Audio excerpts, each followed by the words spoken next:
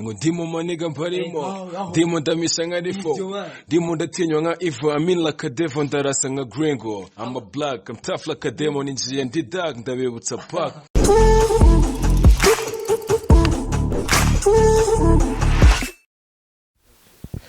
Yeah man, it's young boy Chino, the one only TV presenter.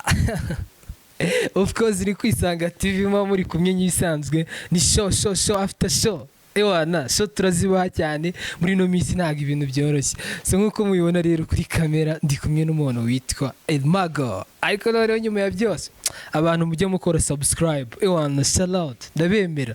Utwo tuntu twayenda dukunda. So Elmago vibes zaenda zizi man sinzi impamvu watuze man vibes ziba zihari saba fans si babizi ngo ndimo maniga mparimo ndimo ndamisha nka rifo ndimo ndatinywa nka Ivo I mean like a devil ndarasa nka Gringo I'm a black I'm tough like a demon injiye ndi dark ndabibutsa pack mfite Elmago niwe turi kumwe yitwa kuri YouTube akoresha Gihembe Faraja Elmago mujye mugira gutya mu bahereza ariko n'ama subscribe ewana biba bikenewe byata nabanzwe ku Gihembe so n'umuntu rero tugiye kuza kuganira mu buzima bw'iwacu ndani mu buzima bwa hano ku Gihembe sibyo Faraja na siho ku gasozi se siho home wozajya mama ryari njyewe mama nagiyeyo ndagaruka tu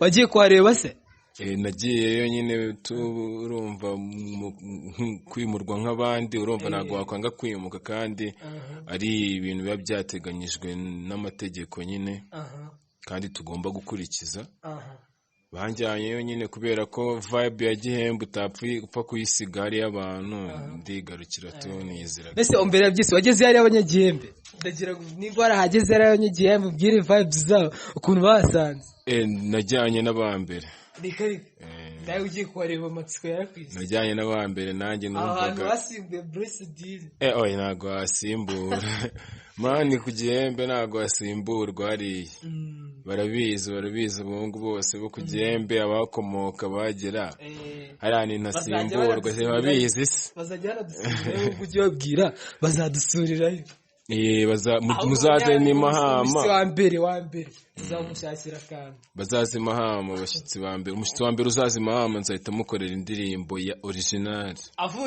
avuye USA wallahi Elmago urumva ko rero na kari kanyuzemo ibisanzwe ewana Mahama nyine niyo hit ku Gihembe niyo mpamvu twari tubikomojeho so nukuvuga ngo rero Elmago man umuharapere ko waragiye urabura man vipi umuntu abatuje ibitekerezo ari byinshi plan ari nyinshi nyine uri guplaninga ibintu byo gukora urumva nyine hari igihe umwanya ugera ukaburana n'abantu ariko nyine mbamari cyane ko kubura byomba mbona ari abantu bose nanjye aramo mbona nkahita mbona meruka kumubona nko mu 2019 ariko nubwo nyine impamvu nkubwiye ngo warabuze waragiye uranabura no mu muziki nta tugoma twaderuka kujya kuri channel yawe ibyo ngibyo rero biri mu bintu ndi gutekerezaho cyane muri ino minsi kubera ko ndashaka kudropinga songs ebyiri muri uku kwezi kwa gatanu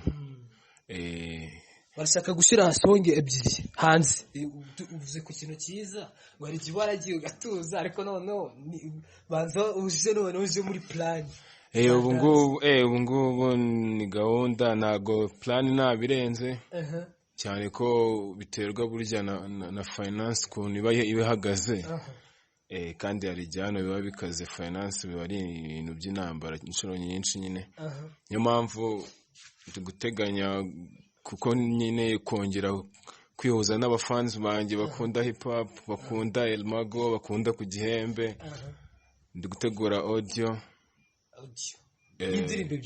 y'indirimbo ebyiri ariko ndi kwifuza ko iya kabiri nazayikoresha video niyo mpamvu muri ino minsi nyine ndi gutegura campaign zabimfashamo kuko bizaterwa n'abafans banjye n'abantu bakunda hip hop kuntu nzabona bari kureactinga ariko ni campaign ndi gushyira mu mishinga ku buryo nza droppinga audio noneho nkoresha uko nshoboye. iya kabiri ni dropping audio na video.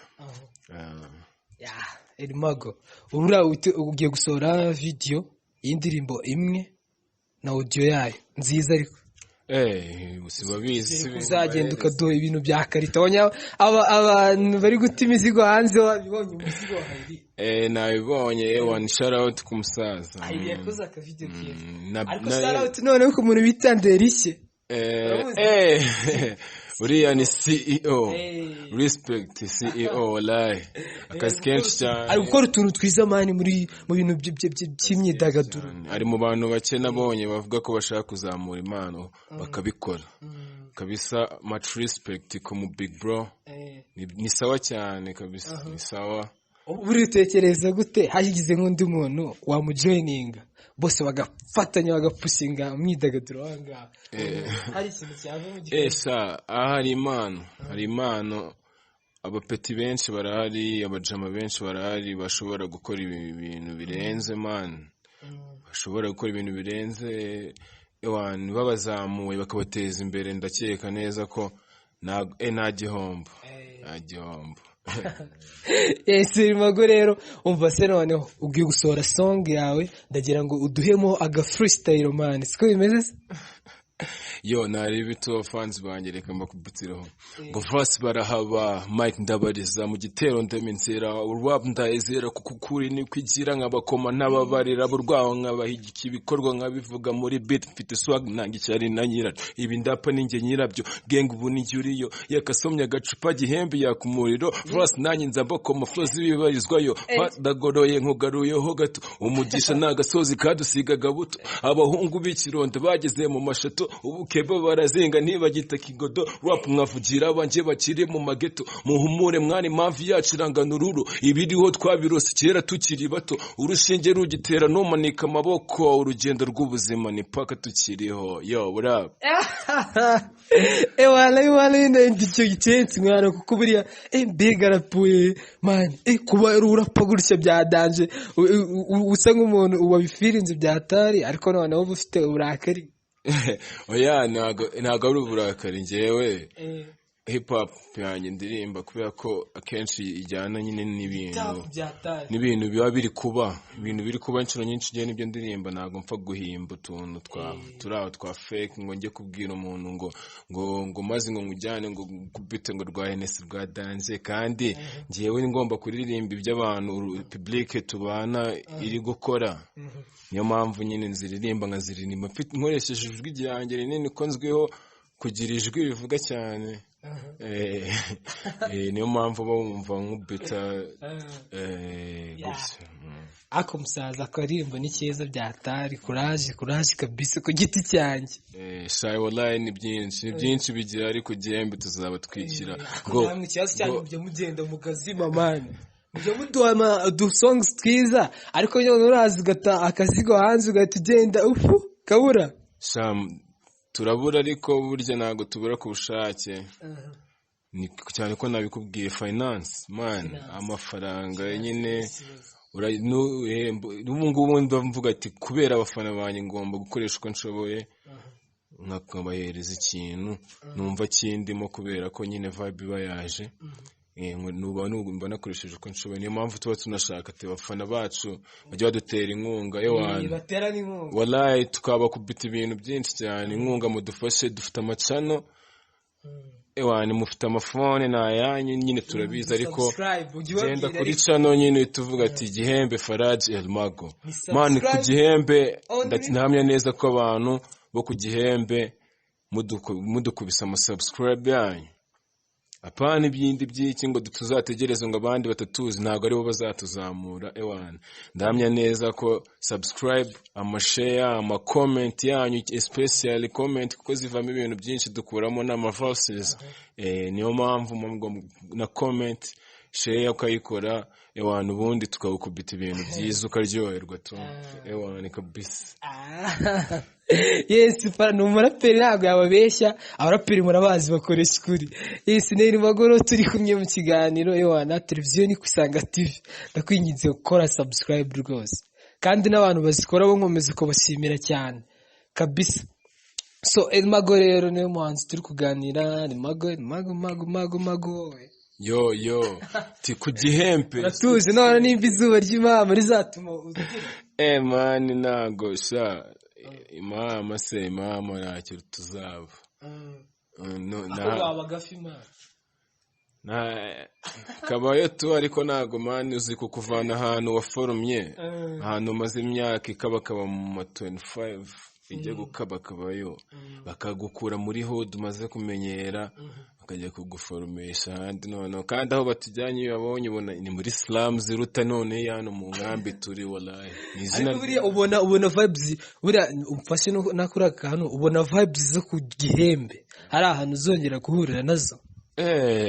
Buri munsi duhura nazo tukabana nazo barabiza abantu bose vibes zo ku Gihembe duhurana nazo man bakubite ku gavasi ka Gihembe se babanza ku kantu deso wallahi ku Gihembe nyine tubundi ni ku mutima byinshi birari impano turazikoreye ni zose ariko cya kibazo cy'agafinance dukeneye ahubwo aba manager bari tayari ewan uriya we nararaye gutya ariko duhereze iyo ndirimbo man banumva Gihembe iryoheye ngo ku Gihembe street slang niho kukirwa duhora na banks wagakubaho ngo kata muri genge waguha kuri drip buro bwenge jyana twifunga man wallahi birakuzabutse shabiri bari nazifasa bari nyinshi ari gihe zitazivanga bahita numvaje mindi kuba ko ari verse nyinshi tuba nanditse hari n'ibintu bigenda hari igihe binahuriramo ariko ni verse nyinshi ziba zihari tu ewan zikahita zivanga mu kuntu ariko ibyiza tu ni ibihari nibyo nakubazaga urabona zino vibes ku Gihembe turi kuhava urabona hari ahantu tuzahura na vibes uhereye na kera urabona tuzahura na vibes zo ku Gihembe hari ahantu turi kujya ahubwo nizo tugiye guhura nazo gusa kuko Gihembe ni isi yose Gihembe mani ibintu abantu bo ku Gihembe cyangwa ridura n'abaravandimwe n'ubundi tuzajoininga tukomeze n'ibisanzwe tuzajyana nabo ariko bazatwubaha mani ku Gihembe tuzayivamo ariko ntabwo izatuvamo ntabwo bizashoboka niho ku gasozi wabyanga wabyemera niyo wahinduka umushinwa ku Gihembe tuzava ariko ntabwo hazatuvamo wapi yes neri Mago kabisa bakubwira uburyo ki vibes zo ku Gihembe turi kuzicika ziri kutuzabuka ubundi niko bavuga za slang zo youngster ubwo no buslang bw'aba youngster abapeti bano bapeti bakiri kwiga ifoto yuza peti kiri kwiga ifoto mu rugero rw'umupeti ari ku Gihembe uri kwiga kurya ifoto bariya mani ntago njya mbavuga amazina njyewe na promotinga se shamani umuntu utazi n'ibintu aba yambaye ukambara ibintu utazi n'ukuntu byitwa none ngo promo umuntu wabonye hari ibintu umbwire umuntu wambara uko nguko wimbwira imyenda ibintu wabonye umuntu yambaye biragutangaza atari njyewe nabonye umupeti wambaye imyenda yo kujyana stage yambara ari gutembera agiye gusenga navuga se imyenda yo kujyana stage ni iyi niyo kujyana reba nk'umupeti akahita afata wenda nk'agapantaro kaka don't touch my knees kagaskini akahita kubitaho iki Air Force cya Danje cyangwa iki Jordani atazi n'ibintu yambaye ugasanga kubiseho t-shirt wenda ibintu bitanajyanye n'iki uri muhara batajya bahuza ugiye kwiha Imana utangiye kugenda ugiye kwemeza abantu mu rusengero utwangwe dushyashya waguze no musigaye mwambara no twanga twa fake icyangwe wambara icyumweru kimwe kikahita kiva ku isoko subwo ngubwo ngo dusigaye twambara iki musigaye shana nabiburiye n'amazina ngiye taflapa kabisa ni Faraje Mago ndetse uvuze ko ako kantu buriya ku Gihembe bano bantu bana ubona natwe se tutatwika man man kugira turatwika nyine urumva uriya peti ukubita muri ruhango ihagazeho ku mafaranga ye kabisa. hari abantu urumva ni ukuvuga ngo ahantu hose muri sosiyete iyo ari yo yose ibamo abaji, abantu bameze fresh, hakabamo abantu bari flex nk'ababebi cyane, noneho ariko nyine hari n'ababajama baba bashaka kwigira abajama barenze kandi bataranashona. Ariko nyine ndenda kubwira ati umujama aba yaraza gutya akayifitiye ikofi ye, urumva nyine nimba ari iyo marishye za marishye y'umweru akayigura kubera iki ikofi. Oya ntago natwe amakofi turayagira kuko amakofi turayagira. Bazabanze batubwire nyine iyo twifunze mu mihanda baba babona ubundi bimeze gute. Ndi unique nsigaye nkata streets zingahita mbona inshuro nyinshi ndi unique kuba imba nifunze timba nkahita nifunga baba babona imizigo. Iki ngiki ariko nyine no kuvuga ngo umva mubwire Rimago n'ejo kizabarwa n'ejo bazakibona. ariko reka mubwire barakubwira bati el discours zigomba kubaho akamwereke kino umva kino ngewe mani ibyangwe ndabishona wallahi ndabishona 100% kubera ko ngewe aricyo uzitwara discours urabona uri hano ngende hano ndi gukunda indirimbo ikinyafu ntago mu myaka 5 nzaba ndi gukunda indirimbo imeze nkayo urambwira ngo ibintu bya Osco Jordan ntago nayibakubise Air Max ntago nazibakubise none se bashaka ko mbakorera iki? Baravuga ngo ngende ku giti cyanjye ko mbyumva hagomba kuba abantu bamwe bakagira style zabo n'abandi bazaza mu myaka iri imbere bakaba bafite kwabo nyine bifunga. Nyine ariko ni na byiza ko na style zinyiga guhoma ziza. Nwese nyiga guhoma zakwaka gute style zazo zitaje. Sinzi umuntu wambwiye ngo nabasama nzuki. Shana gara abasama nzuki gusa. Bari ahubwo nabayora amayogi. Yes, Rimago rero twari turi kuganira reka dusoze ikiganiro ariko nimba ariko se wamaye agashoka nyuma bana. Agasho. Mugende kuri Gihembe Faraje Rimago mukore subscribe. Tugiye kuba kubita ibintu bya danje birenze noneho muraje mushye muvuga ati ese ubundi ibi bintu byari byarishe. Kamba kubiteho ku Kavras n'ubundi kingoma ngiye gusohora bita ibanga.